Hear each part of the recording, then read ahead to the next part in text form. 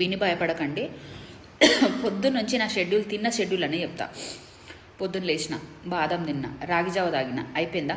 మళ్ళీ ఎల్ఫీగాడిని స్కూల్కి డ్రాప్ చేసి వచ్చినాక మళ్ళీ ఏం చేసిన, అన్నం తిన్నా చిక్కుడుకాయతో, అయిపోయింది. మళ్ళీ బయటికి వెళ్ళిన, కాలేజ్కి వెళ్ళి వచ్చినా, మళ్ళీ వచ్చినాక మళ్ళీ లంచ్ తిన్నా చిక్కుడుకాయతో, అయిపోయింది. మళ్ళీ ఇంకేదైనా తిందాం అట్లా తినబుద్ధి అవుతుందని చాక్లెట్ మొత్తం తిన్నా, గ్యాలక్సీ మొత్తం తినేసిన, అయిపోయిందా. అది అయిపోయింది. సరే మళ్ళీ ఆకలి వేస్తుందని చెప్పేసి బయటికి పోయి సమోసా తెచ్చుకున్నా, అది తిన్నా, అయిపోయింది. మళ్ళీ బయటికి పోయినా కూరగాయలకి, అప్పుడు మళ్ళీ ఇంకేమైనా తినబుద్ధి అవుతుందని పానీపూరి 40 రూపీస్దే తిన్నా, అది అయిపోయింది. సరే ఇంకెందుకు, ఇక పడుకుందాం, చాలా తిన్నాం కదా, హెవీ అయింది కదా అని 8 o'clock అవుతుంది కదా అని గమ్మునున్నా. అయితే మావాడికి ఫోన్ చేసి తినబుద్ధి ఆకలి అవుతలేదు కానీ తినబుద్ధి అవుతుందని చెప్పిన.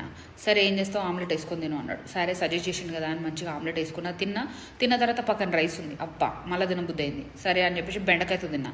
సరే అది అయిపోయిందా, ఇప్పుడు 8:30 అయింది. 2 నిమిషాలకే మళ్ళీ ఆకలింది. అయితే బనానా తిన్నా. ఇప్పుడు ఇది అయిపోయిందా, ఇది అయిపోగానే ఇప్పుడు మళ్ళీ ఏదో గుర్తొస్తుంది.